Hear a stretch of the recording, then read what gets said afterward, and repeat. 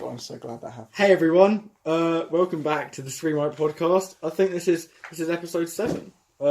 Today we are going to be talking about The Matrix, Venom, and the latest episode of Doctor Who. Doing a follow-up to episode 3. But without Callum. Yeah. So, and with me. He's no longer with us. Would you? I'm Jacob, as always. Would everyone else like to introduce themselves? Just do the same thing. Callum's not dead.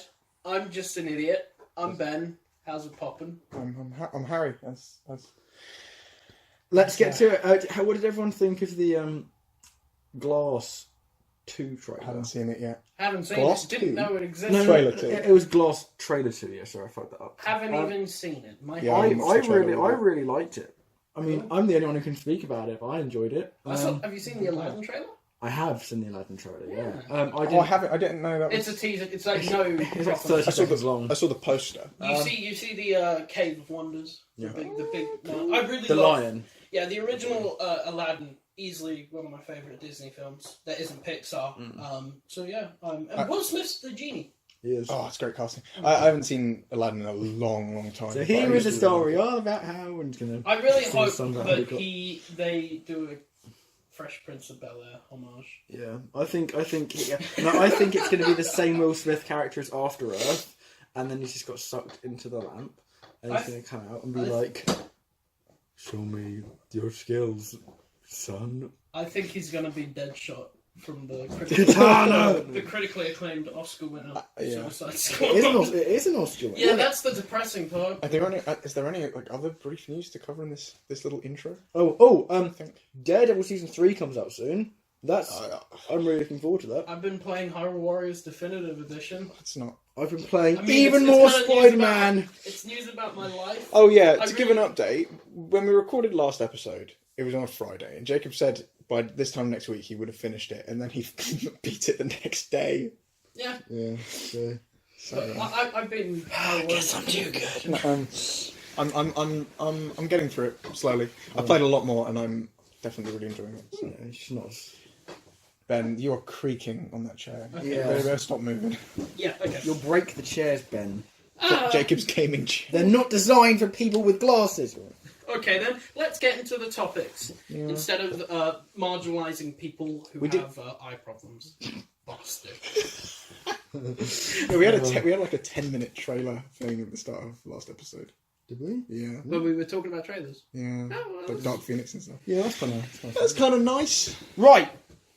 Matrix. Now, for those of you that have been watching since episode 1, and I don't know how many of that is. That's Carrigan and Sophie. Yeah, I think that's you loyal fans. That's about it. You know that The Matrix is my favourite movie, and I don't get to talk about my favourite movie that much. Well, considering that there's only episode 7, and it's one movie. It's not, and considering how many other movies exist, it's not surprising. I mean, Harry hasn't talked about his favourite movie yet. If you bring up The Shining like every 5 minutes. That's because I'm an arsehole. So, okay. Well, in comparison to Ben, I think my favourite movie too much. Yeah. But to be fair, we have selected The Shining and The Shape of Water as topics in their beds. Yeah, that is fair. Sorry, go on. That's fair enough. Epic. So I just want to know, because obviously in a minute I'm gonna start spouting. What are your guys' opinions on it? Seen the first one, pretty good action film. Like, I would say, go as far as to say it's one of the best action films ever made. I liked it. I haven't seen it in a couple of years, but what I can remember, it's good. It doesn't hold the same emotional value to me as it does you, because I did like it. I didn't think it was a bad movie or anything. It's not my favourite. Yeah, I think I'm pretty in agreement with you actually. I saw it about a year ago, and I watched it. It finished, and I thought, "Yep, that was a movie," and I had fun.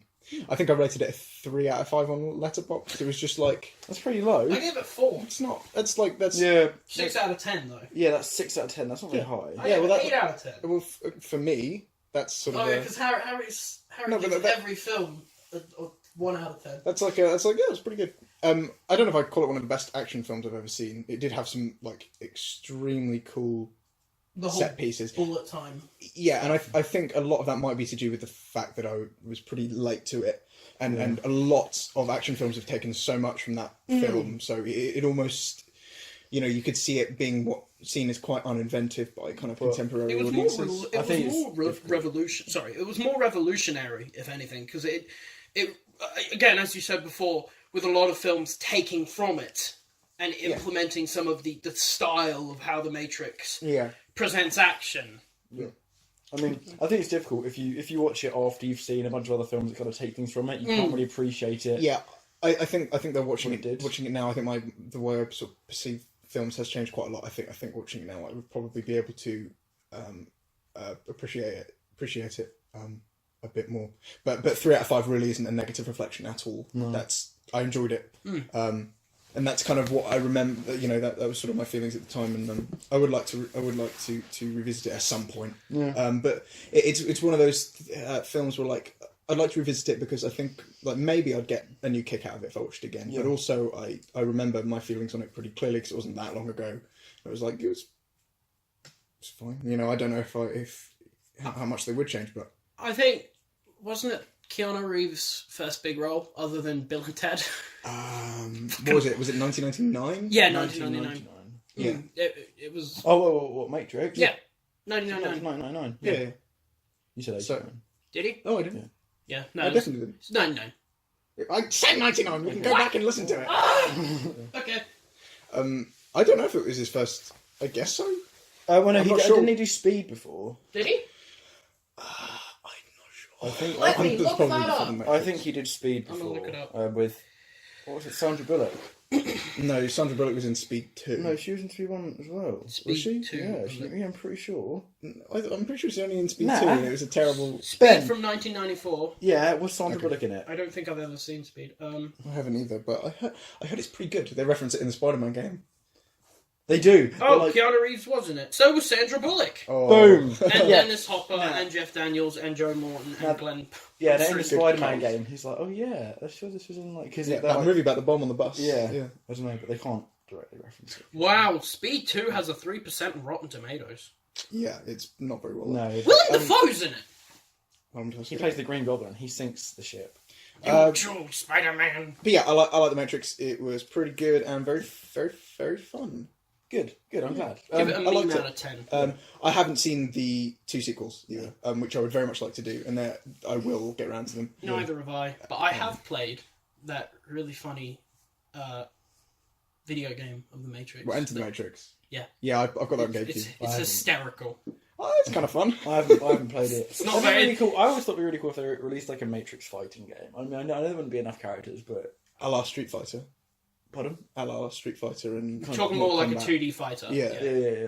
Well, what if you did like a crossover of just a bunch of action heroes, and then you put in the... I guess, but yeah. No, I'd like to see that actually. I think that'd be kind Well, of just interesting. because like in the second, and this is the thing. I wouldn't play it. I would main Morpheus. Because I've seen the sequels, obviously, and in the sequels there's like, I mean, in the second one, there's like these ghost twins. Oh yeah, I think I've seen a clip of that. Yeah, and they can turn intangible and like heal themselves. I don't know. There's more characters. Yeah, introduced. they're pretty cool. There's a werewolf. What? Kind of, but he doesn't turn into. Now I have to see the He doesn't turn into a werewolf. He's just a werewolf. They just say he's a werewolf. No, that's Right. epic. And then there's like, and I think some of them are vampires as well, but they're not. They just are, if that makes sense. Right. Like it would be like, so you know, like Professor Lupin in Harry Potter. Yeah. He's just Professor Lupin. It's like that. So he doesn't turn into a He doesn't werewolf. turn into They a werewolf, just they just say say he's a It's werewolf. just like he's a I think we just said the same Yeah. thing over the top of each other. So, High five. but yeah, I'm not going to talk too much about the other two because I don't like them very much. This is completely off topic. And we haven't seen them, so Yeah, we don't okay. have to focus on... Yeah. Do you were talking about werewolves? Do you remember that Russian superhero movie that came out last year? Yeah, Guardians, yeah. There's a fucking bear guy in that. That film's great. Have you guys watched it? I've seen it, yeah. Why? Why did you go? Because it's hilarious! Yeah, but it is Guardians so big so that you might think it's Guardians of the Galaxy. Yeah, or something. it's good, but this is a weird trilogy. Matrix. Yeah. What a film! I love it.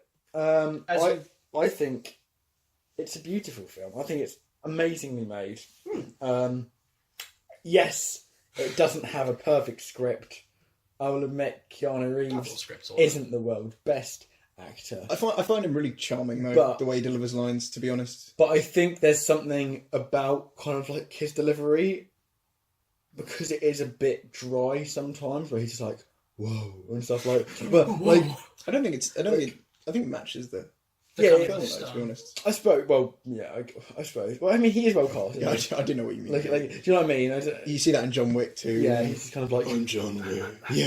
I haven't seen John Wick yet. So Yeah. oh, don't, okay, don't tell these two. okay, They'll kill yeah. me. So John Wick's very good. Yeah.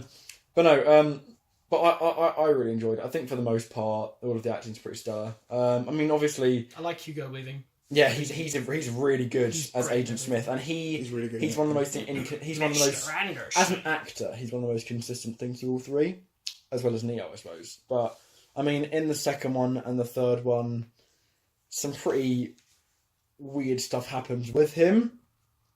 Kind of like in the direction they take what his character can do, Right. but like the central one, if that makes sense. Yeah. Kind of like, because there's like in the second one, there's billions of him basically. Yeah. But like him as a character is still quite menacing. It's still quite imposing. Yeah, because I think the Matrix does a pretty good job with containing its rules, yeah. despite being. Well, I mean, it's like Harry in the Potter. first one, Okay, yeah. in the second one, there's like this 20-minute segment of the guy who like made the Matrix talking to Neo, and it's just Right. not fun Yeah, at all. okay. I like the whole red pill. Blue pill It thing. doesn't necessarily like have to be as consistent No. like with its rules, but like I think it does do that. It's like Harry Potter, where you have this whole world of ideas, but they almost keep it grounded with what's available, as to not blow it up a lot. Yeah, and that's that it. I was quite impressed with that. I think with magic and stuff as well, that's very difficult. And with Absolutely. this, because it's a computer program, Yeah. you really can do anything. And I think, especially in the first movie, I mean, like, and that's what I really liked actually, is that they kind of showed that these characters, they're not kind of they're not like superhuman to the level of like Wonder Woman or something like that, you know. Yeah. But they're more than people, and I thought that was really clever how they established that you could bend the rules. Yeah. But you couldn't break them, and like at the end, at the end when Neo flies, I really like that. I thought, I mean, and that's the thing. I think, and I mean, I have rewatched it lots and lots of times. Yeah. But I think part of the main reason I love it so much is because I did watch it when I was very young. Yeah. And I was just like, oh my god, action! Oh my god, Yeah, he yeah. just flew into that guy's face and killed. You know what I mean? And I think as a kid, like, it just had like as like an action movie. And even now when I watch it, I'm like, some of this action is so brilliantly done. Yeah, I mean, we watched that Yeah, the other day. we We rewatched watched the that. Agent Smith versus Neo fight. Yeah, it was great. And I think that's one of the best hand to hand. With all the Yeah, clones. I love how he later sort of- movies. No, that's in the later one. Yeah. The first one when it's just him and Yeah. Neo and Agent Smith in the train station. Yeah. How he sort of jumps and kind of floats down and like kicks him and stuff like that. Yeah. They use sort of that like they use mobility really creatively, I think. Yeah. And then that's, you know, going back to him being able to fly. It's like the computer program is only able to do what you able to think. Yeah. The rules. In a way, So it makes sense that maybe he wasn't able to make himself to fly by the end of the Yeah. film, because you know there are limits to what someone can really conjure You're up. about to say. And like, I think that's kind of about like, kind of shows that because Agent Smith is a program himself, and that's someone within the program, he's kind of able to push those limits further. So when he's punching Neo into the wall and like denting it, and he's punching him like 1,000 times, Yeah. you know, like that's not something that Neo could do. But And then you think, well, why didn't Agent Smith do that earlier? and it's yeah. like, because that would be boring. yeah, let's say, like, I mean, and a bullet time. I mean, we have to comment on the bullet time, really, don't we? of course. I think that really it was the first proper time it had been done. in Yeah, film, well, I it think. definitely popularised it. And I mean, and I know it's been done so much now, and a lot of the Matrix has been kind of redone and taken from. But then, you know, if you look at it, it's kind of like the original kind of Implementation main of it. yeah. Then I think that's really impressive how they did it. I love the ripple effect as well. With the bullets, how yeah, they travel yeah, through the... I yeah. think that looks really good. I think it looks a little tacky now, but I mean, but it's still... It's a yeah, part but of the it action. did come out like can you imagine if you were doing that without the ripple effects? Yeah, and you just saw these little... it came out nearly look much 20 less years impressive. ago. Oh, yeah, of course. So- You know, I'm not saying that's an inherently negative part about the Yeah. film. I'm just sort of commenting on Yeah. it. And you had to have something like that, otherwise it would just be these little sort of black things going through the air, and you wouldn't really get a sense Yeah. of how, you It know... gives you a sense of like momentum as well. doesn't it? Exactly, yeah. I love the soundtrack in the film as well, and it's not something that people really pay attention I to, but distinctly remember the soundtrack. yeah, it's unless you're really listening for it, Yeah. or unless you've watched the film a lot of times, Yeah. You don't really notice it, I don't think. But there's, especially at the end when Neo, he's been shot like 8 times, and like he kind of stands up because he realizes that he can't really be killed in this world. Same. Happened to me once. Yeah. And he kind of stands up, and It's me. Agent, and the music just builds so beautifully. Neat. And Agent Smith runs at him, and he doesn't even have to bother anymore. He's kind of like fighting him off with just like one hand. He actually has like one arm behind his back. He kind of kicks him across the room, and then like the music just really builds, like, and he like brings his foot round, and I don't know, like it's just, I think it kind of, the soundtrack really helps with the actual story moments, if that makes sense. It's very clear. Like, this is the moment of makes triumph. it more evocative. I appreciate in film when a soundtrack is not just used for, here's a song. Yeah. Like, it's used, implemented into the film. Yeah. That's how it's done in Suicide Squad. It's just, oh shit, we need a new song. Put this trendy song that was on an intern's iPod. Yeah. But with something like, if we use the most, like, a good comparison for Suicide Squad, Guardians of the Galaxy, not only is the song used for, like, to build the emotion up, but it's also implemented in a way that it stays connected to the world, being the whole Walkman thing. Because it means something to Yeah, it someone. means And something. makes It's the moment seem more resonant as well. yeah, like, it keeps the connection between the space, all the weird space shit, and Earth. like you don't have Yondu flying out like another one bites the dust. Or something, That's just badass. Like in I think I've mentioned this on the podcast already, but it's such a good use of music. When in the second one, where like toward the end, where Star-Lord like flies at the villain, and they play Fleetwood Mac. Yeah. Like it's it's great use of music anyway, but the fact that song obviously means something to Star-Lord and to his heritage on Earth and his parents, and he's fighting his dad. It's kind of like a motivator. But it's a really cool. So yeah, I totally agree with you. Coming back to Metrics as well, I was going to say about Morpheus. Sorry about that. I think he's just there for exposition, but they make it interesting, and he's like the coolest character. So he looks awesome, and he's sitting there, Neo. It's just I love him. He's so cool, honestly. Like he's it's just stupid because you can't like he's there for exposition, but what I like is that like when the exposition's done, they don't just kill him off because he becomes super vulnerable. Like they're not like, oh, we need to kill him to motivate the characters. Like they don't need to do that. Like they make him very vulnerable, yes. But then again, I think that's really and that helps as well to show if like this really cool kind of that like he's like the top dog in the Matrix kind of at that point, I suppose, other than the agents and stuff. He's the big daddy. And like if he can be taken down, but then Neo can take the threat that took him down, if that makes sense. Kind of like it kind of really establishes Neo as the top dog. But like the new most powerful. Absolutely, I think how they play with that dynamic is really really interesting to watch. I suppose like I would compare it to, it's almost a bit like an Infinity War because, and hear me through. So Thor. You're saying that Lawrence Fishburne should have played Thanos? No. but like how? First of all, yes. So Thor in the MCU before kind of Ragnarok and things, I see. He was never particularly powerful. I mean, we're talking like power-wise, really, and he was kind of. Well, he was still like. Well, yeah, but Iron Man can really take him down. He was also a really annoying character. But anyway, but then but kind of like and throughout the entire Infinity War, we established how powerful Thanos is and blah blah blah. Perfectly balanced. But then Thor nearly kills him, and I can see with strike. And I think it's kind of similar in the fact that Morpheus, who's this, he can leap over buildings and like. Just run up walls and things. Yeah, exactly. Stronger than a locomotive. It's more powerful than a locomotive. I forgot. Yeah, Ben, Superman. I'm gonna go hang myself. And but I think that says something for the agents. What they really are, this kind of unstoppable force. Yeah. They're pretty freaky as well. The way that they're literally everywhere. And like if you kill I've always thought that like when I was a kid, it always really freaked me out. And thought it was really something. Hugo Weaving scared you. He was pretty creepy. I mean, he is pretty creepy. And like his smile as well, and he's like, and when Neo finally defeats him in the subway fight, he gets hit by the train. Oh yeah. And then 3 seconds later, he just steps off the train again.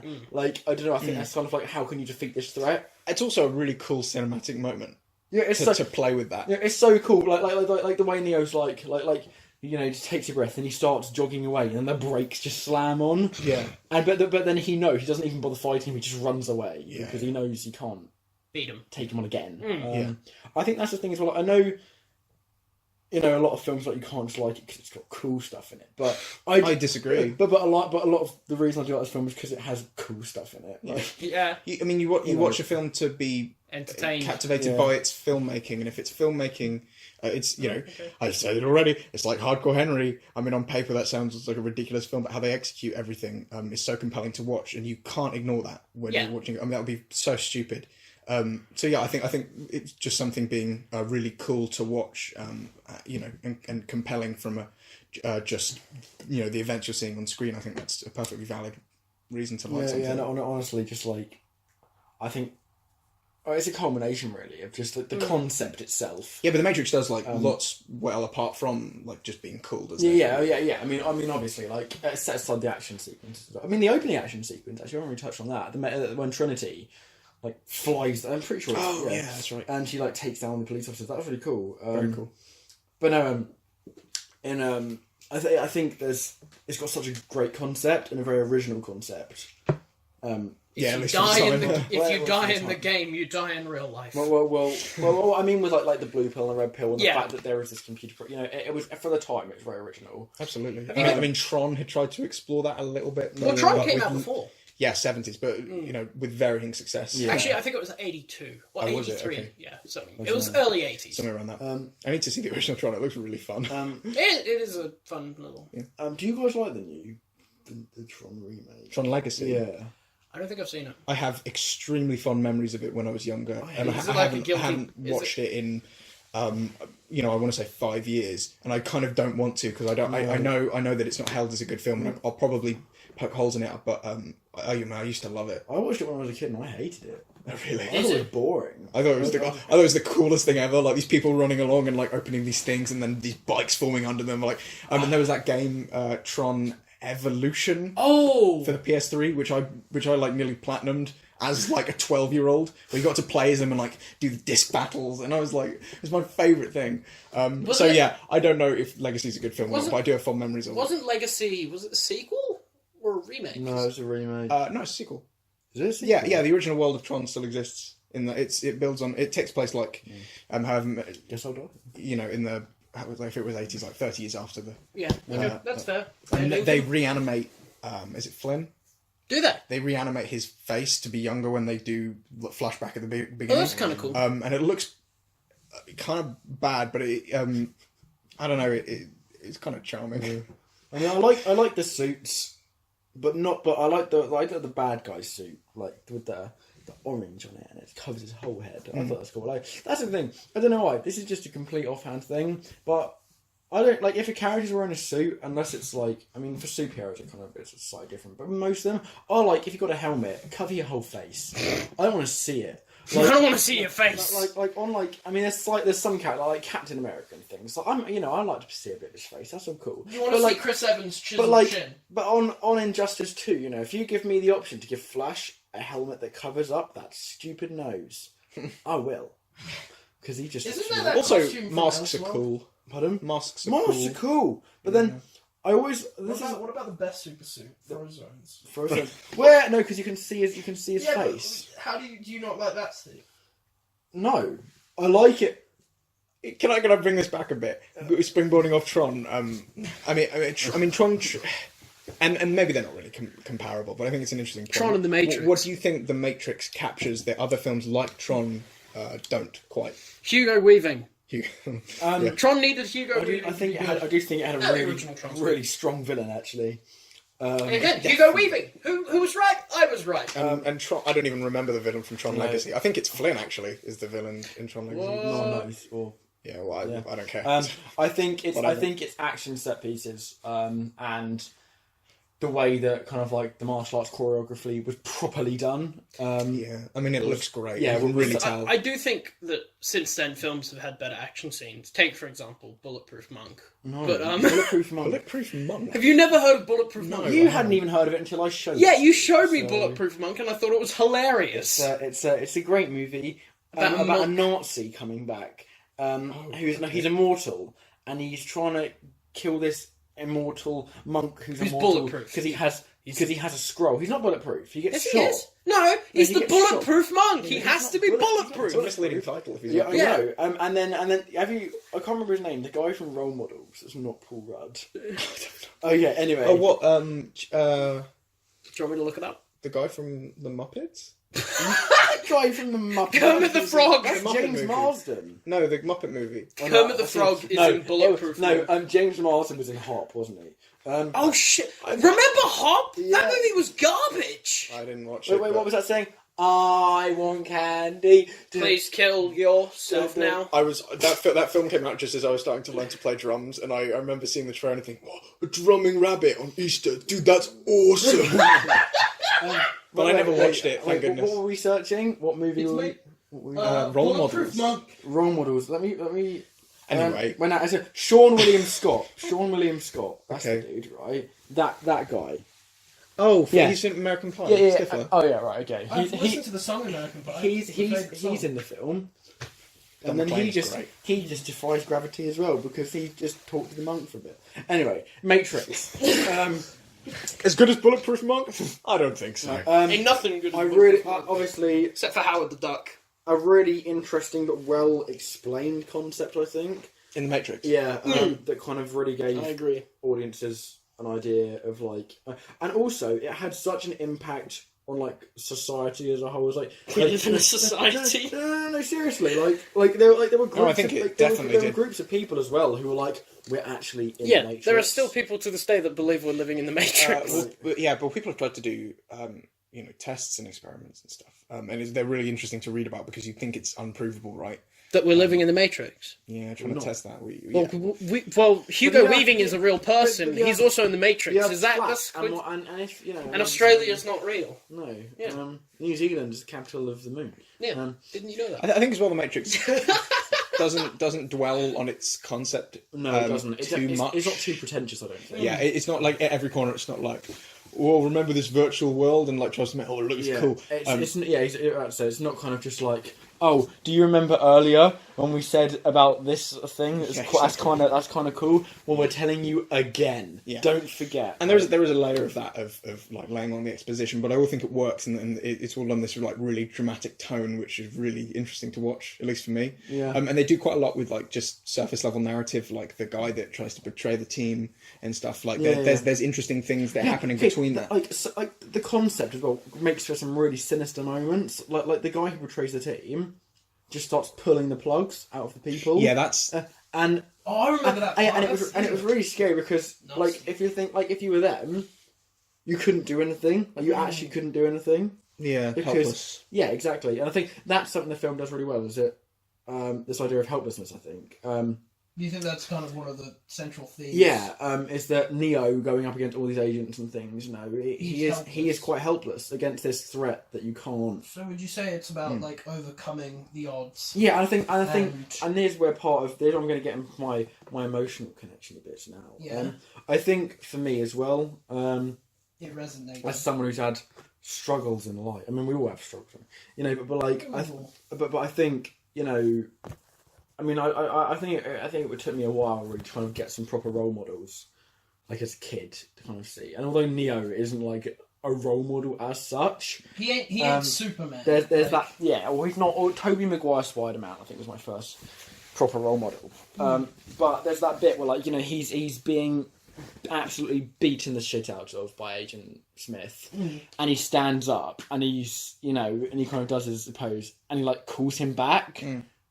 And I don't know, and I think about that a lot now. Actually, as he's such, you know, it kind of, I think that you can overcome something, and don't run, I suppose, from a problem. Yeah. I guess it is about fighting against a higher power. And I think that, and it really resonates with me. And it really makes me feel something. Like every time, like, I get I get like goosebumps every time he does like that. Back to Agent Smith, because it's so, I don't know, it really resonates with me. That moment, One more round. But yeah, exactly. It's just like, you know, I'm not going down. never give up, kids. And I think that's something like, you know, if you took kind of like Agent Smith as like a life almost, and like, because life does beat you down, but it's kind of like, you know, come at me. bitch. Like I don't know. This therapy I thought- session was brought to you by. But the yeah, ScreenWipe and I podcast. thought it was a really powerful scene. Yeah, no, that's good. It's like everyone has that movie or moment, or like it doesn't have to be a film specific thing. It could be a book. It could be hell even like a video game. But we all have that one piece of art that really resonates to our personal experience. and I'm going to We sound all have multiple, don't we? I think. Yeah, some people. and I'm going to sound like an idiot, but the Lego Movie really does that for me. yeah. The idea of Emmett, who's so like blissfully unaware, and then when he gets into the thick of it, he's constantly told that he can't do it, and he's sort of this whole thing of the underdog trying to do something that's deemed worthy by other people really resonates. So I think, you know, I mean, it varies from person to person, but I mean, that's such a cool thing to have when you watch a film, especially if it's your favourite. Like, and it holds up on multiple viewings. Like, to have it click with you deeply. Also, the is film a just really cool looks thing. gorgeous. Like, we should talk about the Lego movie. Absolutely. For that kind of, I generally don't tend to like that. Like very late 90s, kind of early 2000s. No, kind talk about the Lego movie. Oh, sorry. No, Talk we're about the talking- Matrix. Yes, Lego Movie looks amazing, but in a lot of cases I don't like that very late 90s, early 2000s, like kind of grainy look that a lot of people went for. But Matrix looks great. It's a green tinge as well, and that's something that was really clever to help differentiate when you're in the Matrix and when you're not. Because I mean, it shows obviously, but except for and that's the thing as well. All of the agents wear green suits. Do they? Oh yeah, they do. So when there's kind of green on the screen, that's like you're at a threat from the agents. So when they're fighting in like the simulation, Morpheus and Neo, you know, like they're in like that karate room kind of thing, and like Morpheus like a giant like a leap in the air. There's no green, but it's in the Matrix still technically. Yeah, but there's no green because there's no threat. I do. Sorry, it's fine. Yeah. I do like it when like things color code almost characters. Like one of my favorite parts of the Defenders Netflix show was how all the 4 characters had like a color coding, almost like Daredevil was red, Jessica Jones was like purple, Luke Cage was black. No, Luke Cage was yellow. Iron Fist was green. It's very appealing to see colours organised. Yeah, and then when they were all like, it was just how the lighting worked, and then when they were all together, it was like a bowl of Skittles. I like that with the team. Sorry, no, do you want... I was just going to say, in the Matrix, it's also to do with set design and costume design. But this is what we were talking about last point about color correction. How important it is to use colour as a means of storytelling. When did we talk about colour correction? At the beginning of last episode, when I said it should be an Oscar category. Oh, yes! We should have said about True Blacks and how Bill Murray uses them, but the MCU... And Marvel doesn't, But there's a really good video by Channel Criswell about how the Matrix uses colour for its storytelling, and you were talking about, the green threat. And I might have to check that out. It's like 20 minutes. It's a really cool watch. Video also, essay. it's important, and the Matrix is a good case study for that, I think. They set a look as well, like trench coats and the sunglasses and stuff. That's not like a typical. Would you say iconic? Yeah, I know, but then it. I would. And I thought I was loud. Jesus Christ. That's the loudest I've ever. No. We're in an echoey room as well. Here. Echo! That was Echoey's last time. Not as echoey Belgium as. is very echoey. Yeah, well, that was because we were in a big room. This room Sounded was good, though. smaller. Yeah. Anyway. Do you know what sounds good? Worth a spoon. Well, Now you're making me hungry. Alright, so you're saying that the Matrix does the whole colour storytelling quite well. I mean, what do you think when I say green code? What do you think? Oh, I think the words coming You down. think Matrix, that or iconic image of the coding. Yeah. Matrix. That's so cool as well. I'm sorry. like the opening when it's like. And it's all coming down. Like whenever it comes on, I'm like, it's hype time. I don't know. Like, I do want to say actually, what I said about the green code, that's not actually colour correction, but just to show you how the Matrix the green and made some certain things it's quite iconic. Green and black are my favourite colours as well. And this film is green and black. Well, they made like the Matrix made like bending, like doing. I'm standing up showing these two, but they made doing this iconic. That's exactly what Neo does. Yeah. That is quite. Ow, my back. We can talk about like effective uses of slow motion, like not Zack Snyder's slow motion where it's like, oh, look at cool, like the helicopters whoa. Yeah, it's like look at We're gonna show a guy shooting a shotgun 5 times, and then on the 5th shot we will slow it down for no reason. It's like 300 is just like he's spinning in a circle. Slow it down. Yeah. I think someone cut 300 where they just sped up all the slow motion to regular speed, and it was only like 40 minutes long. Yeah, it takes out like it just extends the runtime so much. The Matrix actually uses slow motion to to enhance certain moments, like The bullet time. Yeah, I mean that's important to Neo's character development in learning how to control the Matrix, And when and showing that's important to the story. when Morpheus jumps off of the thing as well, and kind of Oh, shows him to the coming helicopter. down. Yeah. This is a point as well, like, and I think I've only really noticed from multiple viewings, which I think this is a really, really cool point. When the helicopter crashes into the building after Neo gets Trinity out of it, it explodes. But before it explodes, the entire building ripples. Ooh. Because it's a computer, like it ripples, but it does it much slower than like it ripples and then the glass explodes. But I almost wonder if a lot of the slow motion isn't actually slow motion per se, but it's kind just of regular motion. But it's like how people can kind of alter it for the Matrix itself. Yeah, that'd be fair.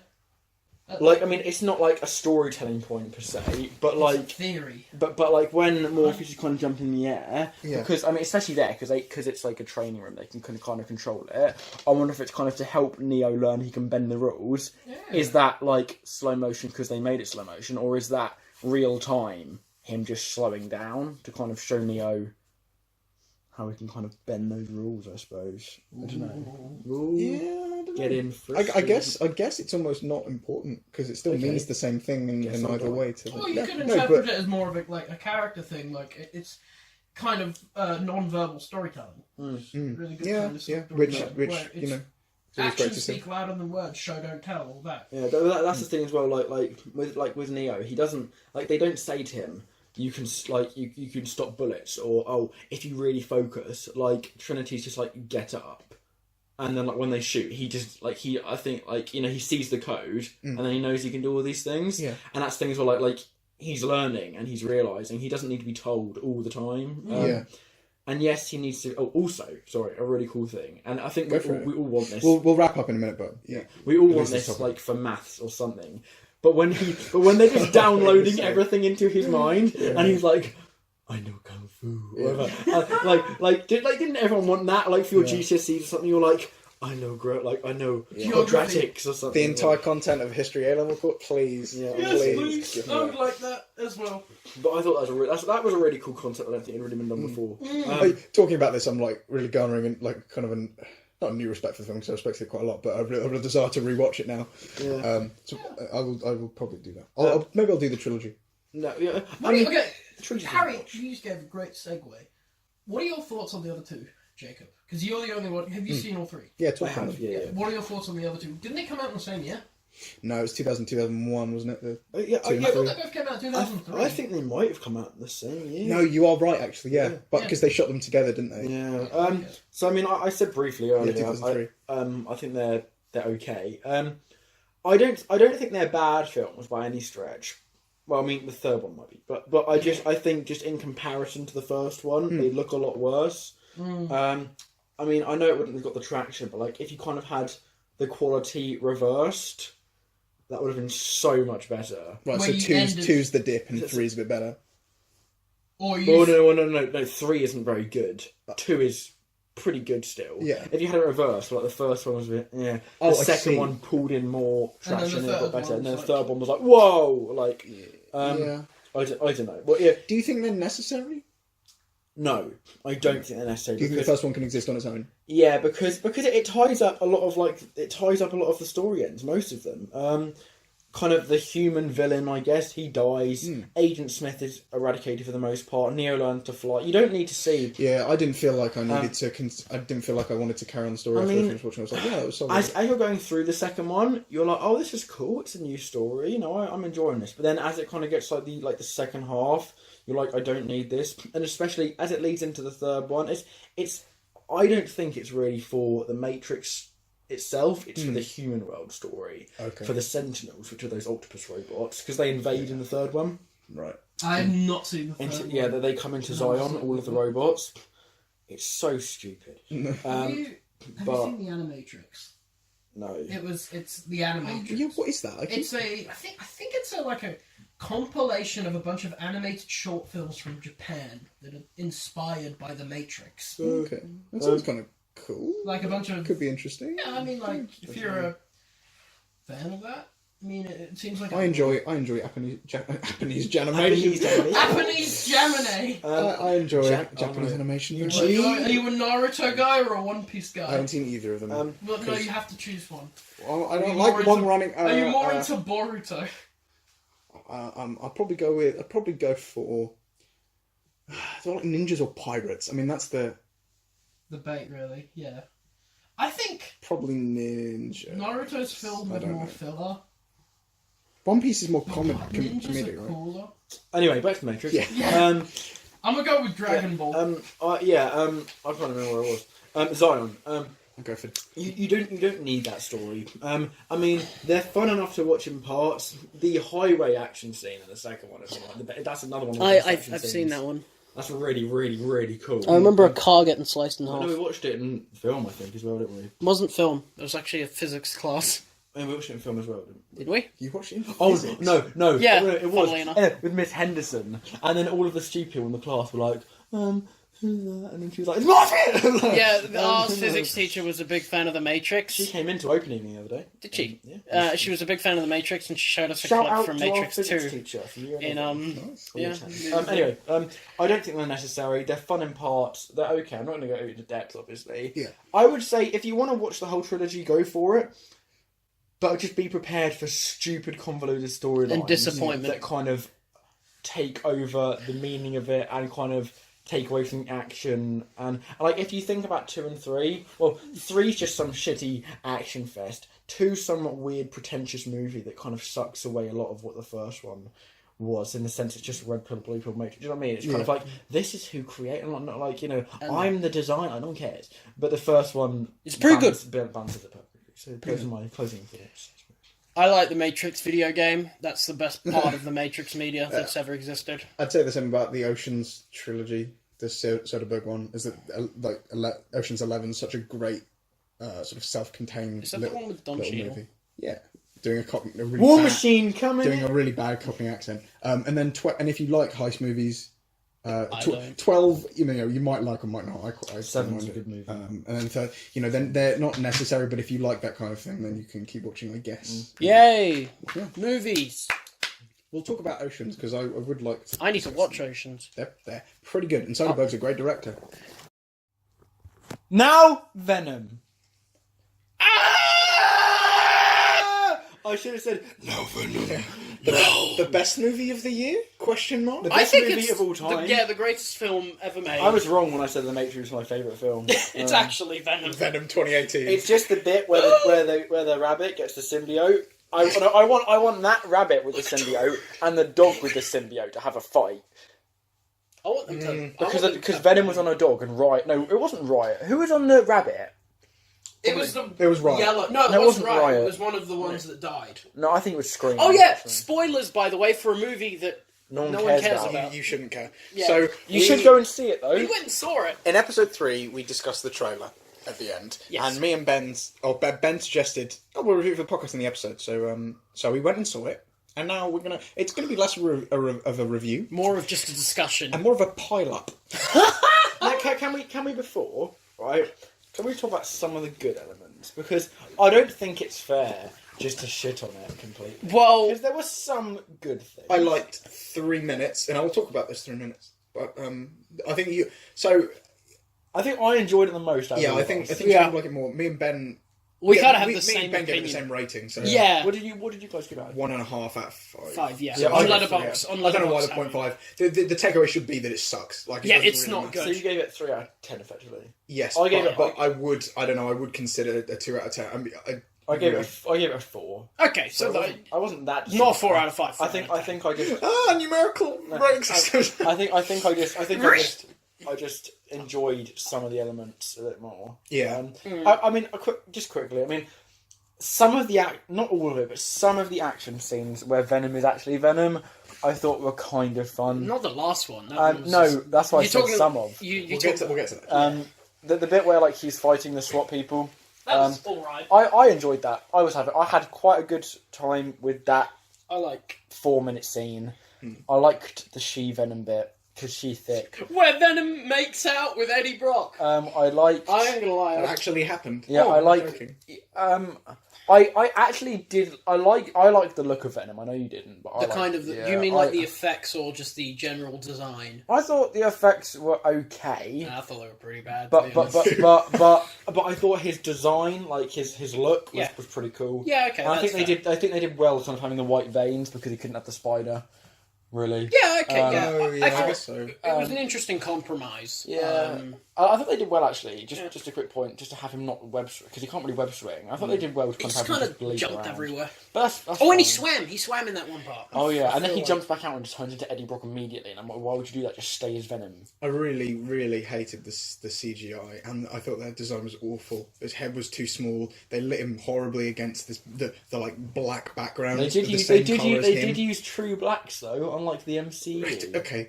Yeah, but just because you use true blacks doesn't mean it's good. It's how you use it. He looked really gooey and stringy and gross, and not in the way that might provoke a response of like, oh, I feel that's uncomfortable. cool. This is interesting to watch. No, it was kind of like it was in a way of this just looks horrible. it looks like I sneezed onto a movie. To plug my stuff, I wrote a review of Venom, and I'll leave that in the description. Yeah, it's a good review. I recommend it. Follow my Instagram. Ben- Follow me on Instagram. Ben also wrote a review on Letterboxd. Not as long or as extensive as Harry. Mine was more of a thirst response kind of review. I wrote it in the car when we were driving back. It's true. I didn't write a review. I rated it 5 stars when it came out. Yes, you did.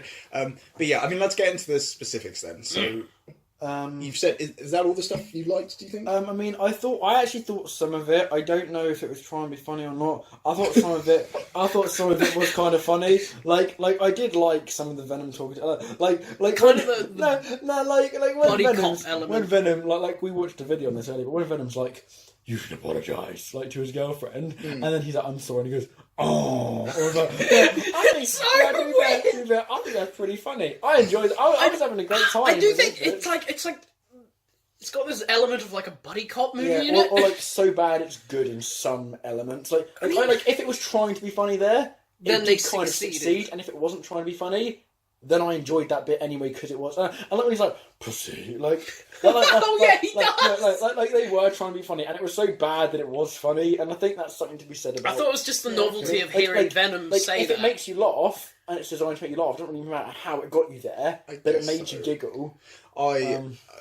So I liked what I liked were about 3 minutes of the film. Which you know when you feel yourself enjoying something. Yeah. The only feeling I got those from were 3 minutes. you watched The on rest YouTube. was wow, I'm bored, or What were wow, those- this sucks. What was those 3 minutes? Real quick point. Yeah. Real quick. Oh yeah. I actually enjoyed. I think I found more enjoyment in Venom than a lot of better films I've actually seen this year. I Such think I as? found more enjoyment in Venom in lots of ways. The character or the The film Oh. than like Pacific Rim 2. I think. Yeah, I think well, I it's- had a much yeah, better time. It's not. It's a bad film, Venom, but it's not a boring one. I think I called I called it borderline so bad it's good. And I think Yeah, I it's could. not totally there, but there are some parts where Like, I'm just, It's how not. is It's this not. part? Yeah, I it's not honestly- Catwoman bad. No, I don't think it's as bad as It's not Catwoman. Catwoman bad. Or it's not as bad as something like Suicide Squad. Well, Suicide Squad is like not so bad it's good. It's just so bad that it's one of the worst films ever made. Yeah. I Fact. find Suicide Squad really dry. Yeah, but like Venom has this kind of element to it. It might just be the comedic elements that come across. They are funny in a respect that it's a laugh. You film that you can laugh at. Yeah. And so yeah, I like that term, borderline so bad it's good. Yeah. So the parts where I enjoyed, where Eddie becomes infected with the Venom symbiote. Right afterwards, he goes back to his apartment, and obviously it's messing with his body, so his temperature's all over the place. He's really hungry and sometimes not, and he's basically wandering around his apartment, ripping out things from the fridge and grabbing clothes. Trying to shove them down his throat. Did you say grabbing clothes? Yeah, to put on, and he keeps taking Oh, stuff sorry. off. I thought you meant to eat. I was like, that's not good. What, didn't he eat a pair of underwear? I could have sworn he does in the movie. That was- was like women's knickers or something like That was a joke, something by the he'd way. say. He doesn't actually eat underwear. But it's shot handheld and it's all shaky, and Tom Hardy takes those kind of weird quirks of Eddie Brock to the full, and I enjoyed that. Half of the scene in the restaurant was good for that same reason, and then it ruins itself. And I enjoyed, and I did think the joke where Venom says pussy was genuinely funny, and that's it. That's all I enjoyed. I think that the timing of the joke at the expense of the female anatomy. Talk about verbosity, but I thought that joke one of the elements that made it funny was, obviously I didn't see it coming, but it's like kind of straight as soon as it's the way that it's shot. How it just has this long shot of his face, like after you hear Venom say jump, and then it just cuts to him in the elevator, and it's like, Yeah. I found that funny. Pussy. Okay then. Yeah, I agree. I like that scene with him eating stuff. Although I gotta disagree with you on the Tom Hardy bit. Yeah, I didn't I know think you Tom didn't Hardy. like him. Tom Hardy was not good in this. When he wasn't acting all crazy, he was just really dry and bland and just uninteresting. When he was acting crazy, I felt like he didn't bring in his full game to it. I felt like Felt phoned in. yeah, He was not no phoned Bane in. or Mad Max. More or less, it felt like he brought 50% rather than the full 100. I feel like to truly do a crazy, quirky role, you need to bring in 100%, like Jack Nicholson in The Shining, for example. There it is. I know, yeah, shut up. But he I- didn't bring that 100% in, and that just comes across as rather directionless. Like, Yeah, they just I kind of think told him, oh, be crazy. And he was like, what the hell does that mean? I saw a review on Letterboxd of someone said, this isn't a film, this is Sony filming Tom Hardy releasing his years of crackhead energy and trying to make it into a franchise. Yeah, I can honestly see how someone could misconstrue that as to what this movie was. I do disagree. I don't think Tom Hardy was bad. I do agree with you that it was somewhat directionless. When he wasn't being weird and quirky, he was just kind of a guy. He and was very, uninteresting. very uninteresting. And Yeah. when he was doing those weird quirks, like when he gets the power and he accidentally punches someone and he does that weird thing with his face where his eyes are flitting. I do think those are interesting to watch, and I was quite compelled by what he was doing, especially facially. But I mean, those moments were so.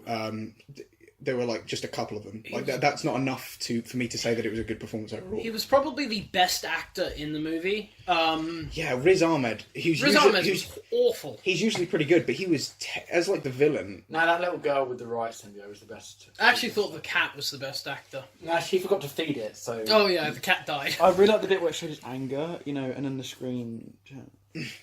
Riz Ahmed is supposed to be like really commanding and threatening, like. It's kind of a I pushover. wouldn't take command from Riz Terrible. Ahmed. He just like... Thank you. Like the pretty most menacing thing was when he shut a door and then a symbiote would just crawl He out. pretty I'm much like, you plays. don't do anything yourself. He pretty much plays Indian Elon Musk in the movie. Riz Ahmed's British, but Is he? Oh, apologies. I'm joking. No. He is, but Oh, is he Indian? I'm sure he Or has. is he like I'm sure he has heritage. Indian heritage. Crazy rich Asians. Okay, well, if Maybe he not isn't, Indian, but- if he isn't, then my apologies He is to Venom Venom is all the people who may sequel to find Crazy that. Rich Asians. I saw Crazy Rich Asians. Not too bad. It's a pretty fun rom-com. So is Venom. Yeah. Oh yes, Venom's a romantic No, comedy. No, Venom and Eddie, they're quite romantic. Okay, right. Oh, Okay, well- no, I'm serious though. Okay, Yeah. this is This is a so, person. and this is about Venom, like as a character in the film as such. Like, I mean, I know it kind of does in the comics, but I get the comics because you know. But so obviously, like he increases physical attributes, doesn't he? You know, so he, like when he's on Eddie, he's got these bulging muscles, and Strength, speed, yeah, stamina, all that. durability, all those extras, you know. But like, it's in like the symbiote's got these big ones. So then, why when he's on, I can't even remember her name. dog? The girl. Yeah, Michelle what's Williams. the Yeah, Michelle Williams. That's the Are actress. her I know, I don't know arse what her name and boobs like bigger than my head? Oh yeah. Um, I I mean, like, I get it for the comics because you know It's comic it's books. to pander for A bunch of teenage boys read them. yeah, exactly. Like, but like, why does she? it was pretty extreme. Like Yeah. they were like, Yeah, they really accentuated her features when Yes. she was in the symbiote. And they made That's her like that's twice. an eloquent way to put it, Ben. Essentially. Thank you. They the made her features. very like slimmer than she actually is in other areas. As Yeah, well. It was like it like took flesh from some bits and just. I mean, stuck they it on. probably just got the visual effect in without really properly like measuring. Oh, Yeah, it's sorry. really- it's they really- probably got the visual really effect weird, without though. measuring Michelle Williams' actual body. Like they didn't do measurements properly. My main problem with Venom Shut up. was just the narrative in general. What narrative? Everything that happens, I thought. So hang on, what?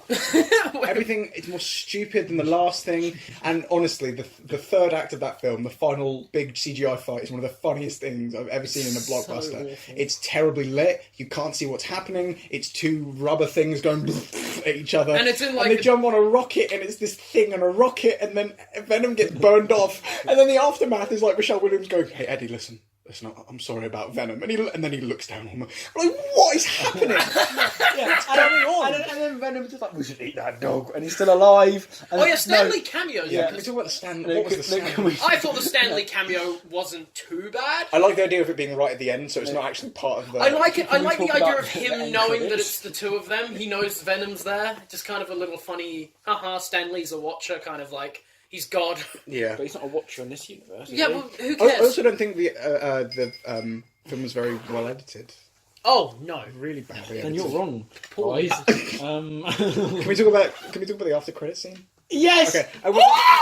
So if you care, it's the if you mid-credits care scene. about. Oh, sorry. If you care, oh yeah, the after credit scene is Into into the the Spider-Verse Spider-Verse. preview, which you should stay for. But if you care Mid-credit about scene. if you care about the mid credit scene, then don't listen. But Why would you? It's from Venom. but you should listen because it's really It's so funny. funny. I openly laughed in the theatre. Woody 'cause it looks- Harrelson with a short Pennywise wig. Yeah. It so, looks so fucking dumb. so if you know anything about the Spider-Man mythos, then there's a character called Carnage who's essentially There's going to be carnage. it's essentially Red Venom, but more Cooler. bit skinnier, a And bit more he's powerful. more psychotic. And he's crazy. Yeah. So Eddie Brock, let me set the scene for you. Oh, okay, yeah.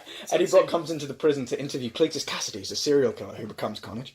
And Woody Harrelson turns around in this huge, fluffy red wig and goes, "Hi there, Eddie." And I shit you not, the end credit scene ends with him saying, Sorry. "When I get out of here," and then he looks at the camera and he goes, "There's gonna be carnage." And it cuts to black. It's so bad! Yeah. we forgot. It's the worst thing I've ever seen! When Sorry. when- Just give me when Venom walks in, when Tom Hardy walks into the prison, Venom goes, "Who's this guy?" Like, and I was like, okay. Honestly, so Oh my God, we it's also so saw it with Callum, and I think we all shat ourselves with laughter. It's so- At least I was sat next to Ben, so I know me and Ben. I definitely did, I just but- sat there. I mean, you can't see my face. I was Yeah. just disappointed. I was in between. Yeah, I was in between the two of them, and Harry and I were just laughing, and Jacob just looked dead on the inside. The whole film though is the Suicide Squad thing of thinking, I don't know how this was passed. But it's going to win an Yeah. Oscar for Best Picture. I wouldn't say it's as bad as Suicide. Nah, No best way. male Yeah. No, villain. because I think Suicide Squad's just bad because On a it's, fundamental filmmaking basis, like well, I think Venom is too, but Oh, yeah. I think Suicide Squad just is exceptionally dry and boring, and at least Venom there are parts that I really laughed at. and there's some squishy meat. But not for the effect for the the film purpose. wanted, but Can we talk about Riot Jake, as a you keep- villain? Oh, what villain? He was so Yeah, exactly. He was terrible. Like Riot was so bad. He just turns up, and then that's it. He turns up. You don't see him. You just see him and Venom fly at each other, and then he it's burns to terrible. death. he's like the way that movie's paced as well. It's like No, it's just awful. just when the second act should like begin, it starts the third act. It's like It's I mean really you bizarre. you don't have to stick to the 3-act structure, but with these kind of big blockbuster superhero films, it's good that you do that. Like it just helps because there's like an hour of just Eddie Brock doing stuff. Yeah. And it's uninteresting, it's boring. They try to rush this romantic subplot, and then they try to play the strings over their little breakup and in like the first 20 minutes. And he gets fired from his job at the Brock Report, and we're told that he's like the most prestigious investigative journalist in the you had a big issue with the in film. like the state, and then he just can't find work because he's fired by Carlton Drake, and it's like I refuse to believe that he Yeah. can find work, or if it holds as much prestige as he can, then he can just run it himself with Yeah. with services like Patreon and stuff, and we're told it's in the present day, so we have to take that into consideration, and they I just it's bizarre. I mean, that's more of a kind of a plot point nitpicky thing, but I do agree it doesn't make any sense. What doesn't Yeah, make sense? and The you fact can, that you he can was- say that when he got fired. you can say that plot holes don't matter because it's about the plot holes exist because of the character's decisions, and you have to take that into consideration. But this is so. I mean, It really bothered me. No, but he No, I needs, get why it but he bothered you. needs to further the plot, doesn't he? Like I- if he built up a business, then the film wouldn't have happened. I Well, mean, which isn't a bad thing. It could have, because he would have stuck to the journalist, and then that lady may have came to him and said, like, yeah. I mean, like, I get your complaint, Yeah, but he Harry, wouldn't be although, so low. albeit, it's not the biggest issue with the film, because the film has No, it's many more issues to complain about, but it's like, it's a valid complaint, because it's just like, it doesn't make any sense, but I don't think it completely destroys the film. There's many other things that do that. no, of course it doesn't destroy the film. It's just this. That was a red flag. You know, So the- there is no character arcs in the entire thing. None of them grow. None Well- of them develop as characters, except for like Venom, who goes from "I want to take over the planet" to "This world is peaceful. I'm a loser on my home world." oh god, Oh yeah, because of you, Eddie. he stays because of Eddie. That's I like think- such a weird motivation. I think how I saw that if this film were of decent quality at least, how I saw this going was that Eddie Brock was a pretty all right guy, and he kind of gets corrupted by the symbiote, right? And instead of this being a stupid buddy cop thing, Venom's actually like this real force for Eddie to reckon with, and by the end of the film, it would have an ending like, and a film like Life, which came out recently, which has this horribly depressing or stupid, depending on who you talk to. But I liked it. I thought it was depressing. I heard it was Yeah, boring. pretty dark ending, regardless of the film. Yeah. And I thought it would end like that. And like, oh god, so he's a real villain now. I haven't rather seen than- Life. rather than- I'm actually interested in There it. are. Oh no, I'm talking about Venom in terms okay. of there are real consequences if this is a crossover with Spider-Man, because Venom's a real force. Instead it was like there are good people and bad people, Venom, and we have to eat the bad people. It's just like who's that guy? Is he a bad person? Well, no. How do you tell bad people? Well, because you just know. Oh my god, what are you doing? What are you doing with this character? Do you think they could have done a Venom movie to work without Spider-Man? Yes, definitely. It's called Venom 2018, starring Tom Hardy. No, I do. No, they could have done that. I think they could have done. I feel like it would have been possible, albeit a lot harder. Of course, it's going to be hard, but Yeah, but it's easy to make a bad movie. I'm going to mention it again. You hear about the Lego movie, but they made that incredible. Yeah, I mean, like, you can make- the Lego movie is proof you can make a good movie out of anything. Yes, it absolutely. As long as you is. have enough passion and talent to go into it. Yeah, I mean, Venom's just. I suppose, but I feel like people are more emotionally connected to Lego than Venom, aren't they? I feel like. No, I think What I about- think everyone heard the announcement and thought, "Oh, for God's sake, this is another franchising toys." And Yeah, like, the concept I know just what you sounds like mean. it's going to sell. I guess, but then people are attached to comics in the same way. But the thing is though for What this about Lego Venom? because it's like a 15, like kids can't see whatever. If the It's Lego movie was, PG-13 in the States. I guess, but even if the Lego movie wasn't that great, kids would still go and see it. I would go and see it, to be honest. I mean, yeah, and kids would still like it. Yeah. Like I know a kid whose favourite movie is like the Emoji Movie, and that doesn't mean that kid I don't- deserves to be shot. No, it's okay. people are really liking Venom though. I mean, it's not really. Yeah, Yeah, I can honestly weird, see it's a movie for the, I'm using air quotes here, normies would like. Like, It's not it's a a movie, dumb, but- funny, shitty film that, like, if someone with, I don't want to sound like a film snob here, but someone with a less educated opinion on film, like, I know what you're trying to say. Yeah. I can see the general audience. Yeah, the normies, people if who it turn were. up and don't know who Venom is, and just think, Or "Hey, Tom even Hardy." people- I would argue fans of the character would probably quite like this film. Or even people that are Yeah, just but I'm a fan of the character. Yeah, so am I. My So are older you. brother, my older Yeah, brother, actually, yeah. my older brother loves Venom. Like, he's one of his favourite villains in comic history, and he said to me, how do you feel, because I know what my brother likes in terms of films, and he said to me after we saw it, do you think I'd like it? I said, you would hate it. And I've told him about the movie, and he absolutely is just like, this sounds horrendous. So I'm looking at Rotten Tomatoes right now. Critic score. 89! Yeah, audience score of 89%. What the fuck? No, Jesus! Isn't that like the same as Pulp Fiction? That... What does Pulp Fiction have? Better I than love- Pulp Fiction. You're wrong. Pulp Fiction is one of the best films ever made. Pulp Fiction's great.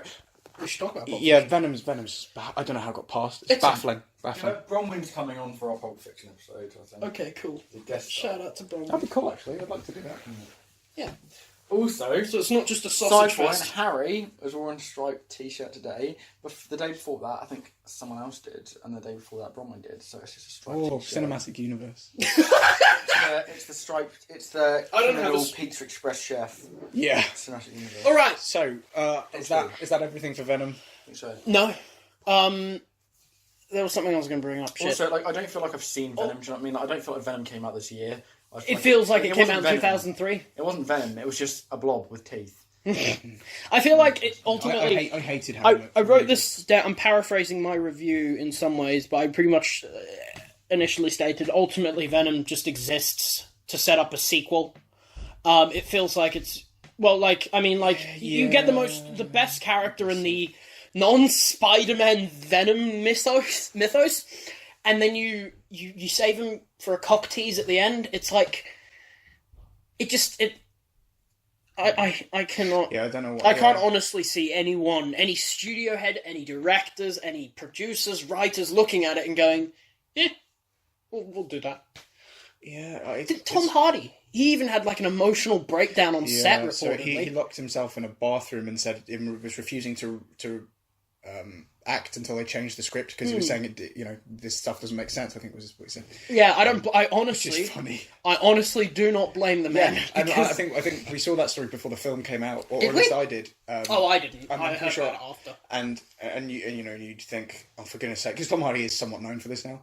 You think, for goodness sake. Overreacting. Yeah, he did it on Legend and The Revenant quite Really? nicely. Yeah. I really liked But the new Revenant. I don't blame him for The Revenant because they shot it. It must have been so. Oh cold yeah, they and did shoot it on. harrowing. Yeah, location. okay. Well, that. I mean, he did sign up to it. And then you but- see Venom, you're like, oh no, I totally get why. He had a breakdown over the script. So. Yeah. We were talking about Tom Hardy's breakdown, emotional breakdown over the Venom script. What are your thoughts on that? I don't really have many thoughts to be honest. He locked about himself it. in a cupboard. I mean, I get why he did it, but it didn't change the movie. So I don't. I mean, like, if he didn't, then I'd be like, okay. And if, like, yeah, no, I know that he did. Like, it doesn't really mean anything to me. It doesn't really tell me anything more about the movie because if he did or he didn't, I'd still like it the same as I did, or I dislike it. I suppose. He actually just stormed off the set. He didn't lock himself in a Yeah, bathroom. but Oh, I thought he just Apologise. left and then got really mad. Yeah. Oh, okay. Yeah, he said, I'm not saying this stuff. Anyway, that's kind of Venom, isn't it? Yeah. Worst film of the year, do you think? No, definitely not. Yes, for me. No, Happy Time Murders and Maze Runner: The Death I Cure. saw- You watch a lot more than I do. Because you've got free So tickets. I've got like a list on my letterbox, but I put it as my third worst film after what's it called? Pacific Rim Uprising and Cloverfield Paradox. Yeah, I I think Venom was as That is Uprising. as bad as Cloverfield. I thought I hated Uprising. they were a bit worse I than think- Uprising. I think it's more because I'm like a big kaiju guy and I like the. I think original I because Del thought it Toro, was but- slight, actually. I think it probably was slightly better than Uprising in some ways. Actually, Yeah. I think Uprise. What do you call it? Uprise Maze Runner 3, and Happy Time Murders. Let me start on that fucking film. We have to do that as a bonus topic one day, so I can just destroy it. Okay, well. Right. That's that. Okay. So we. I said at the beginning of the episode that we're going to talk about the new Doctor Who. So if Short you 10-minute segment kind of thing, yeah. So if you're in the UK, then I mean I don't think you'd be watching this if you aren't. But I Shout assume- out to my boys in Australia who aren't listening. Doctor Who's pretty big in America actually now. I suppose, but Yeah, was Doctor Who was is it shown big. in America at the same Yeah, time? Doctor Who's big worldwide, dude. No, I know. I But, used to watch it when I was in Australia. I know, but I don't know what time it comes out there. Like, Oh, it might- it doesn't come out. It came like the same week. Okay, well, if you watch we don't have any anyway, international if you watch the show, Maybe, I don't know if the new any of my episode friends from Oz watch the it. new episode of Doctor Who came out, and we're going to talk about it. I think we have In brief, we have some mixed opinions. I think Harry liked I it. liked it the most. Yeah, definitely. So I'll do my. We can kind of just go around. Yeah. I would give it a 6 out of 10. There were definitely dodgy things about it that made me go, oh, damn it, like this was good until now. And I thought the writing was very patchy. I'm not sold on Jodie Whittaker's performance yet. I feel like she really underacted it. Some uses of the score were really cringeworthy. I don't like that main theme when she was building the screwdriver. That was terrible. But what was that? Yeah, What was that? That's abysmal. but the new kind of overhaul they've given it, quote unquote cinematic, whatever that means. I think really, really benefited the show. It looks a lot more gorgeous. Yeah, it feels fresher and more original than it has since Tennant, in my opinion. Yeah. It doesn't look like a soap opera anymore. It looks like a structured TV show, and I think I tweeted this because I was really impressed by how it walked a line between being a bit more quote unquote serious and kind of filmic, keeping that goofiness, but also holding this kind of flamboyance that it's always had. The main villain. And exactly. Man. And I was impressed by that. And the monster was kind of interesting. He actually felt like a character rather than a villain. Like he was cheating on his competition. That's a bit of character nuance that I don't was really dull. that we haven't gotten in a long time. And I felt most respected as a viewer than I have watching Doctor Who in years. At least the first half was more complex than it usually is. I felt a sense of mystery. But there were some really, really bad moments of exposition, and as I said, Jodie Whittaker's performance really didn't do much for me. Unfortunately, every time she delivered a line, I was like, "That I can see flashes of how she would do that well." But there was something about her how she was acting with her face that just really made it stale. It was, but that's another thing that really impressed me, that they didn't do any social commentary on the fact she's a woman. They didn't go, I made this joke to Jake already, but whoa, there's a woman climbing a crane. In my opinion, and I don't know if watching a film based on your political opinions is, Grace. but I think I think having a woman as the Doctor is a really good thing. Like whatever. They have like two. They have a black actor as a lead, and they have a pretty wide variety of nationalities as the character. Hooray, representation! But the fact they don't mention it, they just treat it as though it's normal, is the perfect way to go about that. Exactly, it is normal.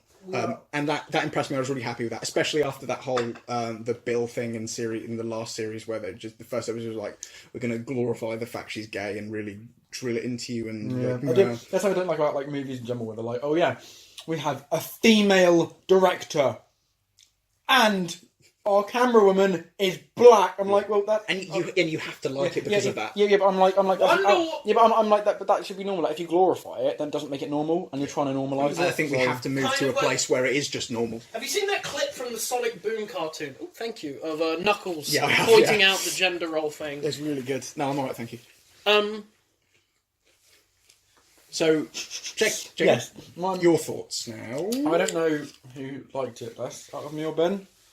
I think you. Probably me. I think Ben was just kind of. I didn't like it very much, to be honest. And I am a fan of Doctor Who. I didn't know that, actually. Did you not? Yeah. I guess we're all fans. I'm a fan. Ben's a fan. I really, really liked Christopher Eccleston. Fan. I really, really liked David Tennant. I really liked some of Matt Smith. Yeah, me too.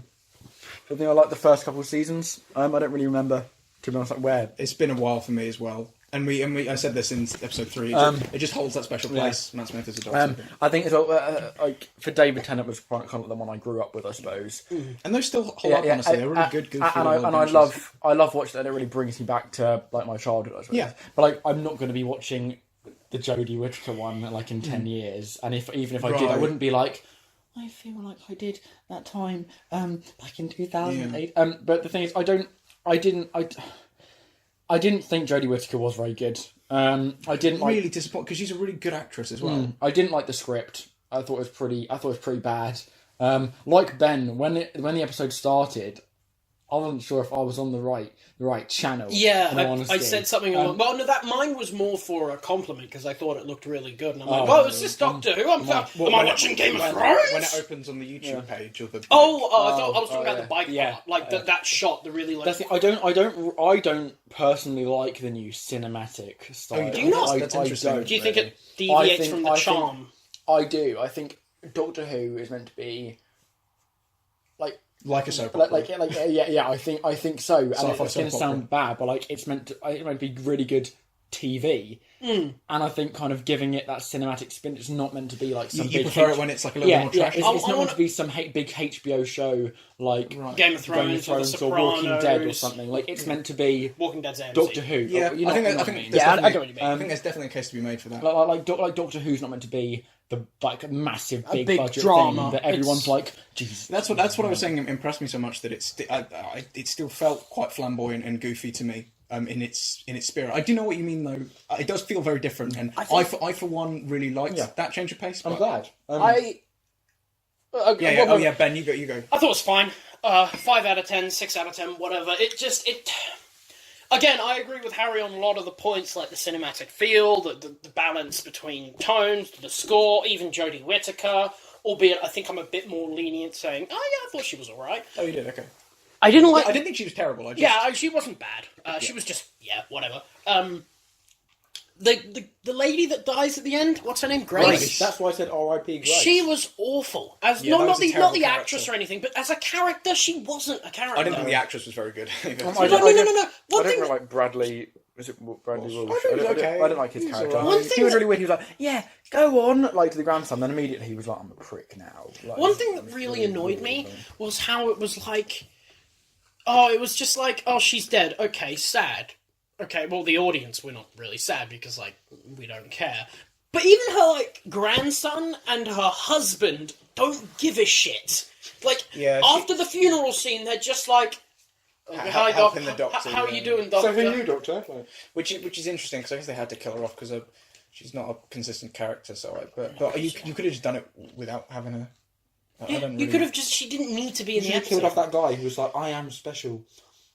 Also, I found the villain to be awful. I found him to just did? be... Yeah, I found him to be incredibly one-note, just, look at me, I'm the Predator, but with teeth on my face. No, I didn't mind it. This is a point. Also, he just looked like... I know it's, like, part of the goofy charm of it, but, like...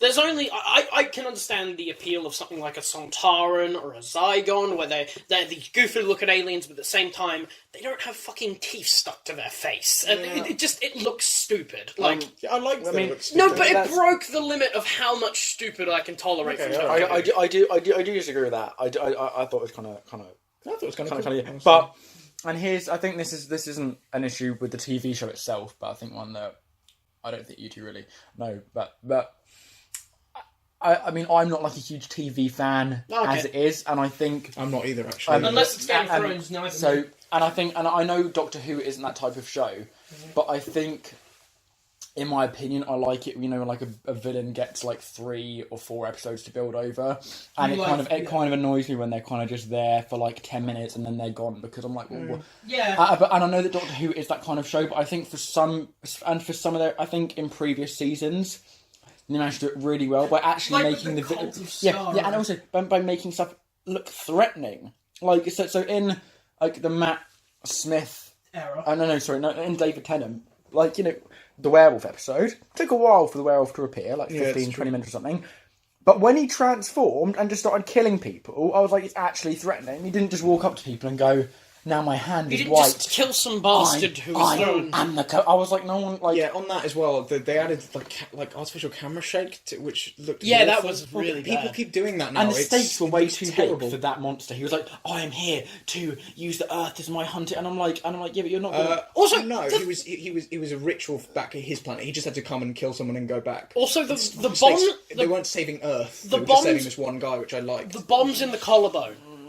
Oh, it was really dumb. But it's just like they use it once, and then it's like it's kind of just like a timer thing. Like Chris Chibnall in all of his like episodes of Doctor Who, he always has that like virtual timer that's just kind of like, we gotta have the characters like they're on a time limit. Like in 42, where they had 42 minutes until the ship crashes into the sun. Sorry. Do you guys like that? I know Jacob's feelings on this. How do you feel about how there are multiple companions? Like there's 4 of them. I like having the TARDIS team. I personally like that like a lot more, and I find that much more compelling because they've already established the dynamics between each character, and I wouldn't say I'm like intrigued to see where they go, but I think it's a dynamic enough group that. And I'm so sick of this, like, you know, Doctor with one companion. They rehash the same stuff every series with the new companions, and this is a good way of reinvigorating it. I can't remember his name, but in Classic Who, they had Tom Baker, Sarah Jane, and this one guy. I forgot his name. Shit. But I thought they were a really good dynamic, the 3 of them. And they just had K9 being brought on, so it's a robot dog, so that's kind of cute. But I preferred it when it was just one Doctor and one companion. Which is interesting to me. But Donna is the best single companion, fact. No, I think Rose. Yeah, I hated Rose. I hated Rose. Anyway, Donna annoys me a bit. Donna was funny. Captain Tennant's chemistry was just on point. Go on, Jake. I think a lot of it. To my grave. I think I'm pretty. I think with a lot of stuff, actually, I'm kind of stuck in the past with what I like, and I feel like that is for Doctor Who as well. Like, I think it's going to take, and this is again, like, you know, it's not that something bad about the show as such, but I think for me personally, it would take me a lot to kind of get me out of the Who that I know I love, if that makes sense. I mean, I enjoy seeing two characters have a relationship, and I think usually there are enough extra characters in the episodes anyway to fill extra gaps. And also you can bring on, like, in the Rose ones, was it Mickey? Mickey would join in every now and then. Mickey. Sarah Jane, whatever she. Mickey was a great character. Yeah, but, you know, but Mickey, like, and every episode you need to have a couple of extra hero characters and things. And I think that's Captain Jack. I think that's enough. Whereas one now of the best side I'm characters in the franchise. I think now I'm worried that they're going to go meet these 3 other hero characters, and I don't want a team of 10 people. It's going to overfill it. Yeah, so I liked it when it was 2 people primarily. With, you know, extra side... And then every few episodes there'd be, you know, like, you've got, like, your 5 add-ons, but then there's also, like, 50 other people you can have one an episode. Do you know what I mean? Yeah, I get what you mean. I preferred that style, personally. Okay, yeah, I think that's an interesting way. I do like it when you have characters like Mickey. Well, Mickey kind of became a part of the TARDIS team. Mickey Kaka? Yeah. At one point you had like the Doctor, Rose, Mickey, and Jack, and that was really good. Yeah. So to round it off, because I feel like we said everything. Yeah. Are you going to go? Excuse me. I am, at least for a couple of episodes. I just want to know if you guys are going to carry on watching. If we keep giving it a go. I only watched it because we had to for the podcast. You said. So I don't think I will be. I mean, fair enough. I might watch episode 2. I might watch it if you didn't like it. I might watch episode 2 just to see what happens. See if it gets better. And you can turn it off halfway through. But I'm not. But it's not like, but like with The Apprentice. Like, oh my god! So this isn't The Apprentice. What a great TV! I feel like I allocate time. Like, I have to watch this. Yeah. But this is something like, if I miss it, I'm not gonna like. I probably be like, oh, I missed it too.